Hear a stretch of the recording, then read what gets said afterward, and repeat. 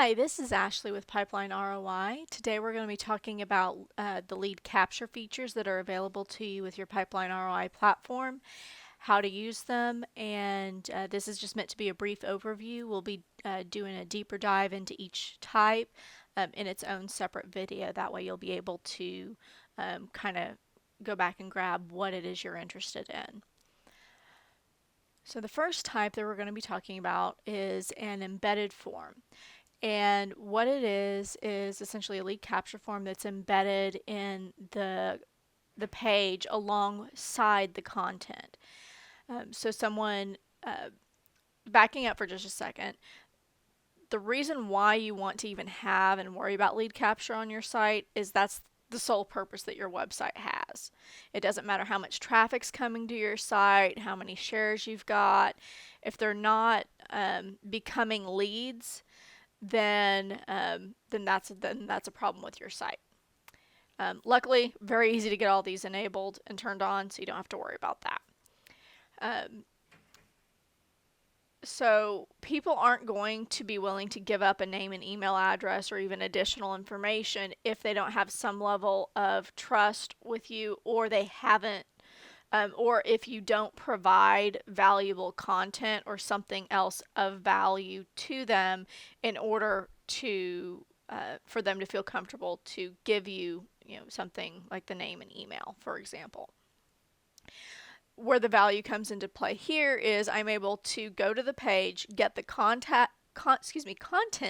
that I expect that is relevant to what I'm looking for and valuable, and I'm wanting to know kind of what my next steps are. So with the embedded form, it makes that very obvious of I can fill this out, I'm going to be contacted.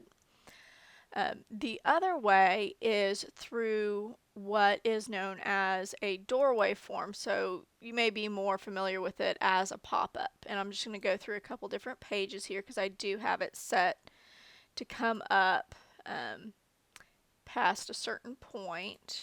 So we're just going to... And then once you hit the number of pages that it needs to go to as a visitor, it'll bring up this form just to kind of casually ask for the information, because at that point, if they've looked at a couple of pages on your site, they're obviously interested in kind of what you've got to say, and so it is an appropriate time to kind of bring this up. I wouldn't set it to appear immediately when they view your site, because that can scare off some visitors. So for now, we'll just click on skip, and it will take me right through to the information I was looking for on the page. Another thing that we've got are our ebook pages. And these are really, really great tools for capturing leads. Again, because they're going to get something of value. In this case, it's going to be a pre-written ebook that will look like it comes from you. On whatever topic, we've got about 9 different options for real estate agents and 6 or 7 for mortgage. And in a separate video, I'll be showing you how to set up each one of these pages. And it's a very short and simple form. You're giving them a taste of what they can expect if they fill out the form. In this case, they are going to expect to get an ebook that has that information on it or in it, and that's exactly what you're going to be delivering. So again, it's building that trust factor and giving them something of value. We did run some stats comparing kind of how many leads get generated on our sites depending on what actions some people have taken with their site.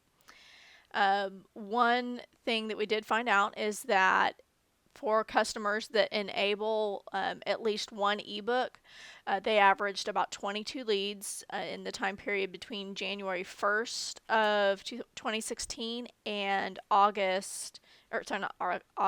April 30th, 2016. So in about that 4-month period, people on average got about 22 leads. And then one ebook page, just adding one to a site, more than doubled the number of leads that that are able to be generated. Again, this is where you can do for kind of quantity of lead capture methods, because the more options that you give your potential clients, the more likely it is that they will provide their information at one of these points. And again, especially since they are getting things of value for their name and email, for example. The next one that I'm going to be covering is very specific to our agent and broker platforms, and for the people that use our integrated IDX. And